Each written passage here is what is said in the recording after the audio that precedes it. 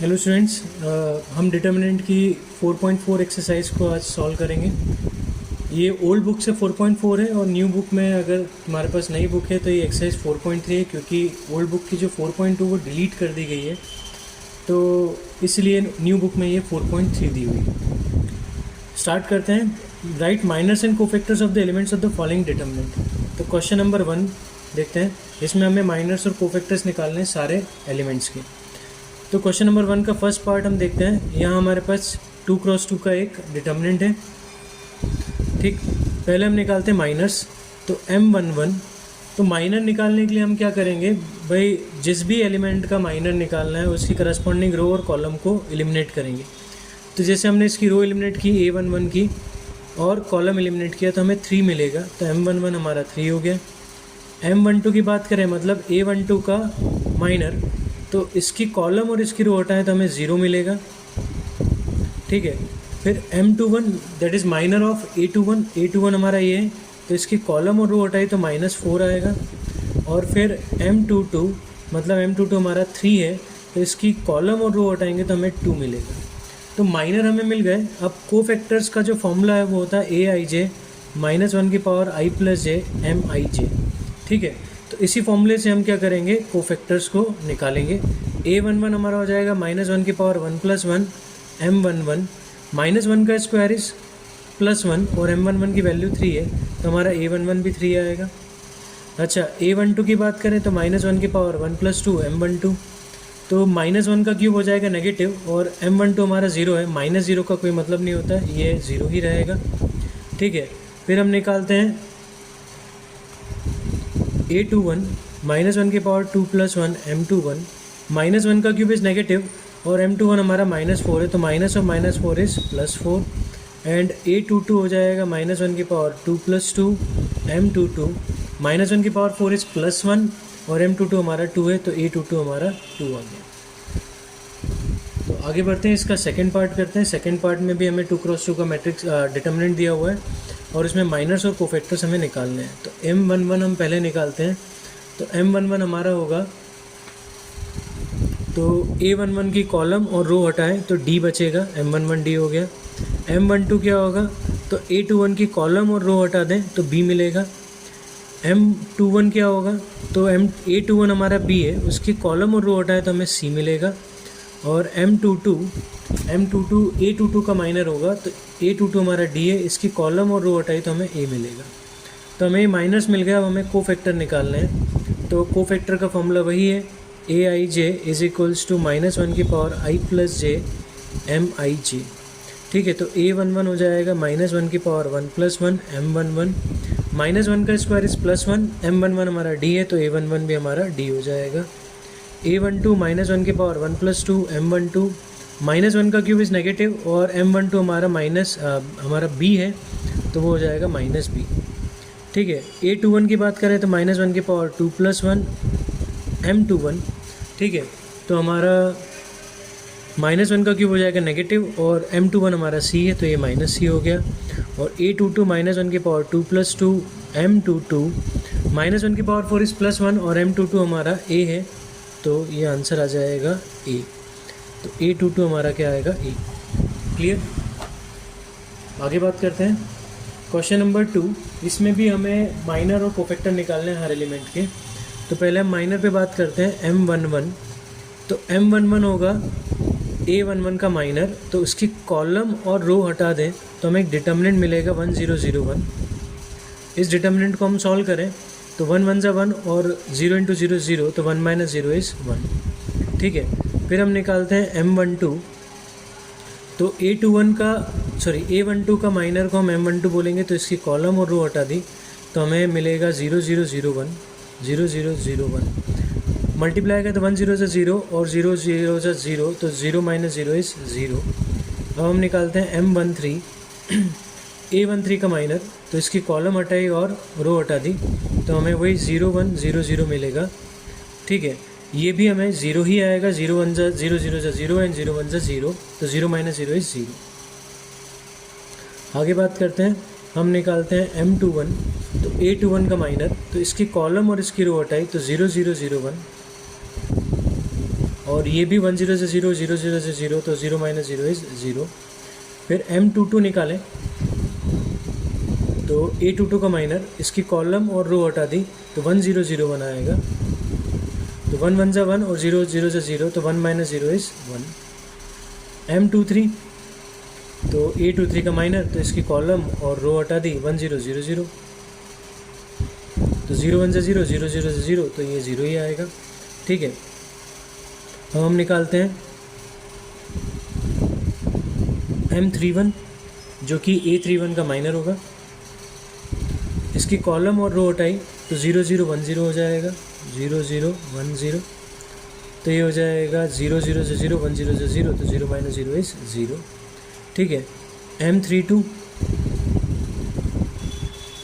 तो इसकी कॉलम और रो हटाई A32 की, तो 1 0 0 0 आएगा, 1 0 0 0, ये भी 0 ही आएगा। देखो सॉल्व करके 0 1 से 0 0 0 से 0 0 आएगा। और लास्ट M33 हम निकालते हैं तो A33 की कॉलम और रो हटाई तो 1 0 0 1 हो जाएगा, 1 0 0 1, तो 1 1 से 1 और 0 से 0, तो 1 माइनस 0 इज़ 1। ठीक है, अब हमें निकालना है कोफैक्टर्स। तो AIJ होता है हमारा -1 की power I plus J MIJ। AIJ को हम बोलते हैं cofactor of ith row and jth column. तो A11 हम निकालें, देखो मैं डायरेक्ट निकालता हूँ, -1 की पावर 1 + 1 लिख दिया I और J की जगह, और ये M11 सीधे लिख रहा हूँ, -1 का स्क्वायर होता है +1, और M11 हमारा 1 है, तो A11 हमारा 1 आ गया।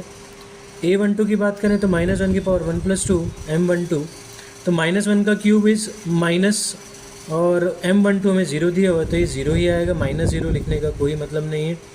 A13 1 + 3 M13, तो M13 हमारा 0 है, तो 0 ही आएगा A13 भी। फिर A21 की बात करें तो -1 की पावर 2 + 1 M21, और M21 हमारा 0 है, तो ये भी 0 ही आएगा। A22 की बात करें तो -1 की पावर 2 + 2 M22, और हमारा M22 जो है वो है 1, और -1 की पावर 4 इज़ +1, तो ये M1 ही आएगा। और A23 लास्ट नहीं है, ये सेकेंड रो का लास्ट है। A23 -1 की पावर 2 + 3 M23, और -1 का की पावर 5 नेगेटिव होता है, पर M23 हमारा 0 है, तो ये 0 ही आएगा। ठीक है, यहाँ बात करते हैं हम A31 निकाल लेते हैं। मेरे पास थोड़ी जगह की कमी है, तो मैं डायरेक्ट निकाल रहा हूँ। A31 -1 की पावर 3 + 1 होगा, दैट इज़ +1, और इंटू M31, तो M31 0 है, तो A31 भी 0 आएगा। A32 तो सिंपल सी बात है, देखो फॉर्मूला लगाओ नहीं लगाओ, M32 0 है, तो A32 भी 0 ही आना है। और A33 की बात करें तो -1 की पावर 3 + 3 M33, तो -1 की पावर 6 इज़ प्लस, और M33 इज़ 1, तो A33 हमारा 1 आ गया। क्लियर। इसके सेकंड पार्ट पे बात करते हैं। सेकंड पार्ट में हम निकालते हैं पहले M11, तो इसकी रो हटाई और कॉलम हटाई, तो 5 - 1 1 2 आएगा, 2 5 से 10, और 1 × -1 is -1, 10 minus of -1 is 11। M12 क्या हो जाएगा, तो इसकी A12 की कॉलम और रो हटाई, तो 3 - 1 0 2, 2 3 से 6, और 0 1 से 0, तो ये 6 आएगा। M13 की बात करें तो M13 हमारा आएगा, इसकी कॉलम और रो हटाई A31 की, तो 3 5 0 1 आएगा, तो 3 1 से 3, 0 5 से 0, तो 3 आएगा।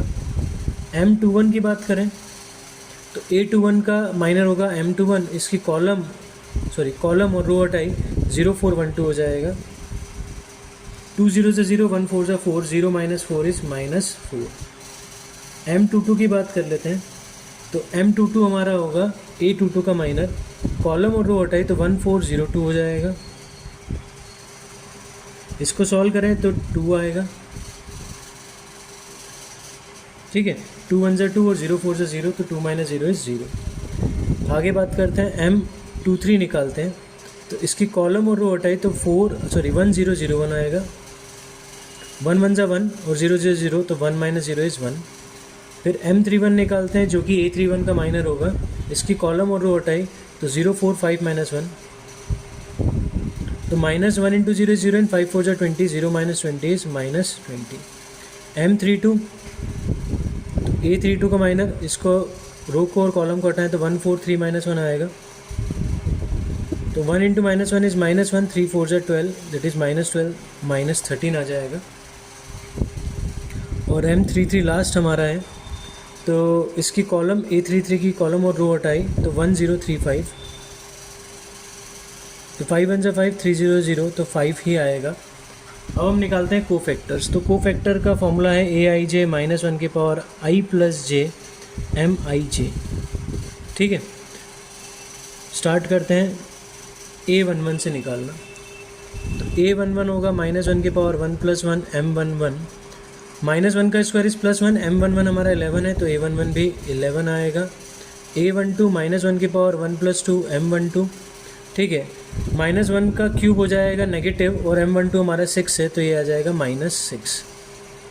A13 की बात करें तो -1 की पावर 1 + 3 M13, -1 की पावर 4 इज़ +1 और M13 हमारा 3 है।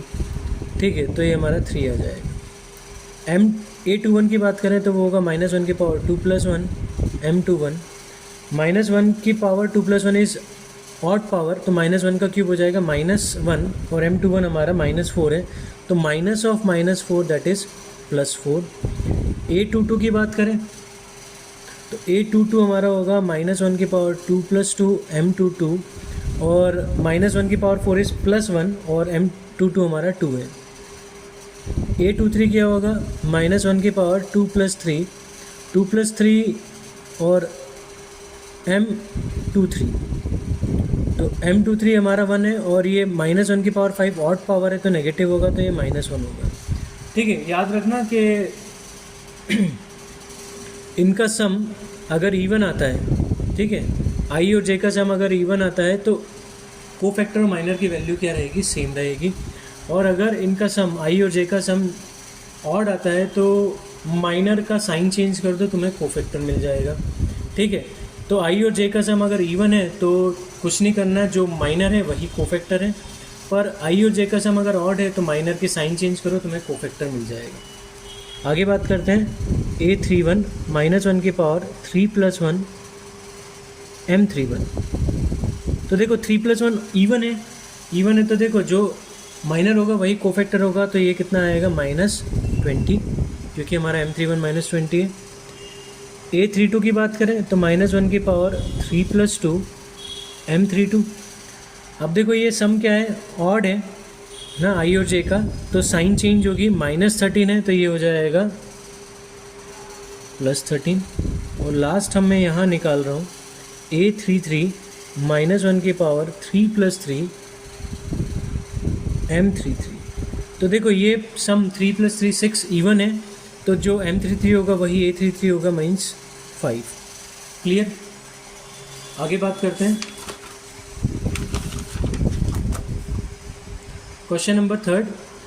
ठीक, exercise 4.4 old book, 4.3 new book.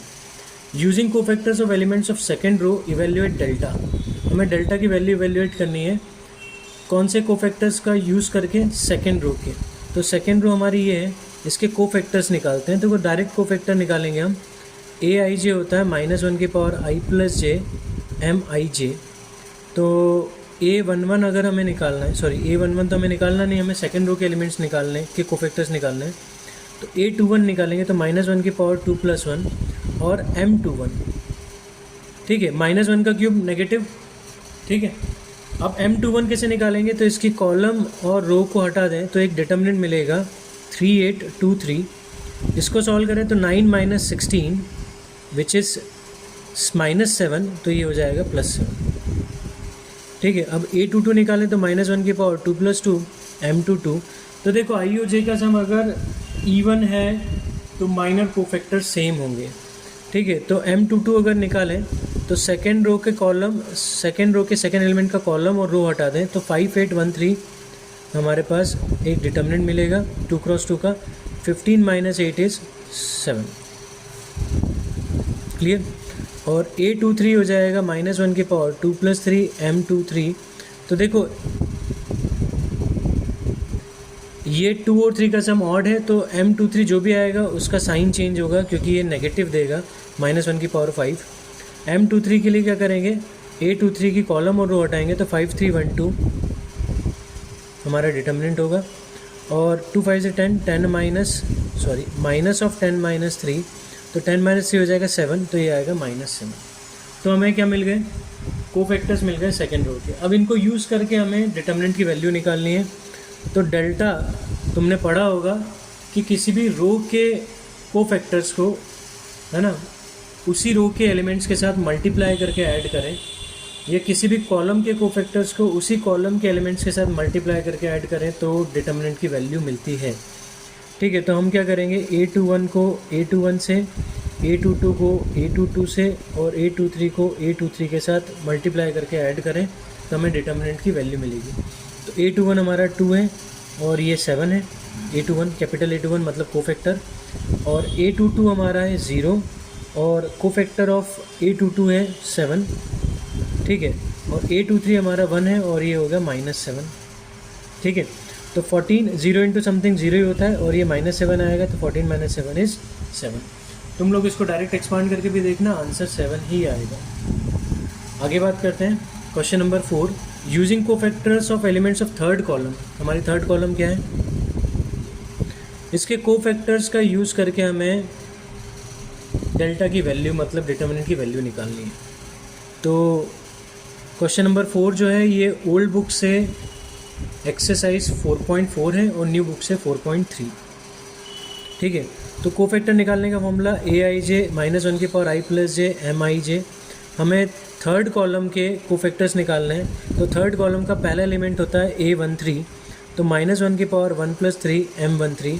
हम बात कर चुके हैं, मैं पहले भी इससे पहले क्वेश्चन में बता चुका हूँ, अगर I और J का सम इवन आता है तो कोफैक्टर और माइनर सेम होंगे। ठीक है, तो माइनर ऑफ M13 कैसे निकलेगा, इसकी कॉलम और रो और कॉलम को हटाया, एक डिटर्मिनेंट मिलेगा 1y 1z। इसको सॉल्व करें तो हमें मिलेगा z - y। ठीक है, अब हम निकालते हैं A23 होगा -1 की पावर 2 + 3 M23। देखो इनका सम ऑड है तो M23 की जो भी वैल्यू आएगी उसका साइन चेंज हमें करना पड़ेगा, तो मैं माइनस बाहर लिख देता हूँ। और डिटर्मिनेंट इसकी रो और कॉलम को हटाएं तो 1x 1z आएगा। सॉल्व करें तो ये आएगा z - x, बाहर माइनस है तो ये x - z हो जाएगा। और A33 निकालें तो -1 की पावर 3 + 3 M33। अब देखो यहाँ अगर हम बात करें सम इवन है तो M33 की जो वैल्यू होगी वही A33 की होगी। A33 की कॉलम और रो हटा दें तो 1x 1y मिलेगा। इसको सॉल्व करें तो हमें मिलेगा y - x। अब हम डेल्टा की वैल्यू बता चुके हैं कि किसी भी कॉलम या रो के एलिमेंट्स को उसी के कोफैक्टर्स के साथ मल्टीप्लाई करके ऐड करो तो डिटर्मिनेंट की वैल्यू मिलती है। तो A13 को हम A13 के साथ, A23 को A23 के साथ और A33 को A33 के साथ मल्टीप्लाई करें तो हमें डिटर्मिनेंट की वैल्यू मिलेगी। मतलब YZ को Z - y के साथ, ठीक है, ZX को x - z के साथ एंड XY को y - x के साथ। ठीक है, तो ये हो जाएगा YZ² - y² plus ZX² Z² plus XY² - x²। Clear? अब देखो हम क्या करेंगे, ये YZ² और Z²X इसको एक साथ लिखेंगे। वैसे तो आंसर यहाँ आ गया, ठीक है ना, तुम इतना भी करके आओगे मार्क्स मिलते हैं, पर पीछे NCERT में आंसर कुछ अलग टाइप से दिया हुआ है तो मैं वहाँ तक उस आंसर को ले जा रहा हूँ। YZ² और Z²X को साथ में लिखा, ठीक है। उसके बाद -y² एंड ZX² को एक साथ लिखेंगे और XY² और X² को तो साथ में लिखा ही हुआ है। अब यहाँ से देखो Z² कॉमन आ रहा है, ब्रैकेट में y - x बचेगा। यहाँ से अगर मैं कॉमन निकालूँ तो मुझे -z अगर मैं कॉमन निकालूँ तो ये y² - x² मिलेगा, और यहाँ से अगर मैं xy कॉमन निकालूँ तो ये y - x मिलेगा। क्लियर? अब y² - x² में लिख सकता हूँ a - b × a + b, तो हमारा आएगा Z², ठीक है, y - x Z² y - x, ठीक है, और मैंने यहाँ से माइनस z कॉमन निकाला था, Y square minus X square को हम लिख देंगे Y minus X into Y plus X. Minus z common निकाला था Y minus X Y plus X, और यहाँ तो plus X Y minus X है, तो plus X Y minus X. अब y माइनस एक्स सब में से कॉमन आ रहा है, निकाल लो। ब्रैकेट में बचेगा z square minus Z into Y plus X plus X Y. ये हो जाएगा Z Y minus Z X plus X Y. ठीक है, आगे बात करते हैं और क्या इसमें से कुछ कॉमन निकल सकता है, देखते हैं।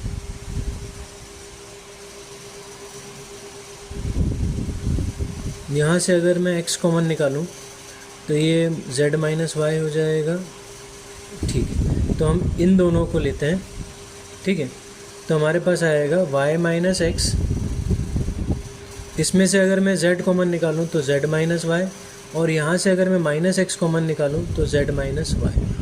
अब देखो z माइनस वाई कॉमन आ रहा है, तो y minus X z minus Y और z माइनस एक्स ब्रैकेट के अंदर रह जाएगा। ठीक है, इसको थोड़ा सा अरेंज कर लेते हैं। एक काम करते हैं, इसको x माइनस वाई लिख देते हैं, इसको y माइनस जेड, तो माइनस इसमें से भी कॉमन निकलेगा, माइनस इसमें से भी कॉमन निकलेगा, तो प्लस हो जाएगा। तो x minus Y y minus Z and z minus X हमारा फाइनल आंसर होगा। क्लियर? तो यहाँ तक लेके आ सकते हो तो ठीक है, नहीं तो वहाँ तक भी तुम छोड़ सकते हो, क्योंकि देखो एग्ज़ाम में हमारे पास आंसर नहीं है, आंसर शीट नहीं है, तो उन्होंने डिटर्मिनेंट निकालने को बोला था, है ना, by the using of third column के कोफैक्टर्स। तो हमने वहाँ कॉलम के कोफैक्टर्स निकाल लिए थर्ड कॉलम के, और उनको फॉर्मूले में रखकर सॉल्व भी कर लिया। ठीक है, तो इतना करने पर भी मार्क्स मिलेंगे, और अगर तुम पूरा करके आ सकते हो, याद है तो पूरा करके आओ, बहुत अच्छी बात है। ठीक है, मैंने इसको पूरा करके दिखाया है, एनसीईआरटी में जो जहाँ तक आंसर दिया हुआ है पीछे, वहाँ तक मैंने इसको सॉल्व किया है। क्वेश्चन नंबर 5 पे बात करते हैं। Exercise 4.4 old book and 4.3 new book से। ठीक है, डेल्टा हमें दिया हुआ है A11, A12, A13, A21, A22, A23 and A31, A32, A33, मतलब इनकी पोजीशंस हैं, एलिमेंट्स क्या हैं इनके, इन पोजीशंस पर नहीं दिया है। और हमें बोला है AIJ इसके कोफैक्टर्स हैं, AIJ के, तो डेल्टा की वैल्यू क्या होगी। तो हमने पढ़ा है कि भाई किसी भी रो या कॉलम के एलिमेंट्स को उन्हीं के कोफैक्टर के साथ मल्टीप्लाई करके ऐड करो तो डिटर्मिनेंट की वैल्यू मिलती है। तो देखो A11 को हमने A31 से इंटू किया है, A31 का कोफैक्टर है और ये A11 है, तो इनका मल्टीप्लिकेशन के साथ एडिशन करोगे तो 0 आता है, डिटर्मिनेंट की वैल्यू नहीं आती। यहाँ A11 के साथ बिल्कुल करेक्ट है, पर A12 को A21 के साथ मल्टीप्लाई कर दिया। ठीक है, तो यहाँ गड़बड़ हो गई।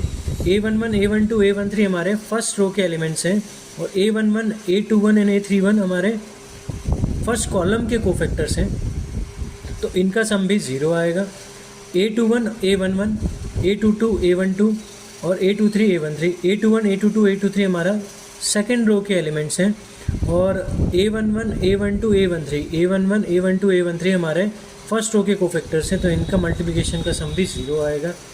तो ये तो नहीं है हमारे आंसर्स, तो बचता हमारा डी है। फिर भी एक बार चेक कर लेते हैं कि A11 को A11 से, A21 को A21 से, A31 को A31 से। A11, A21, A31 हमारे फर्स्ट कॉलम के एलिमेंट्स, और A11, A21, A31 हमारे फर्स्ट कॉलम के कोफैक्टर्स, उनका मल्टीप्लिकेशन करके ऐड करोगे तो डेल्टा की वैल्यू आएगी। तो डी ऑप्शन हमारा करेक्ट होगा।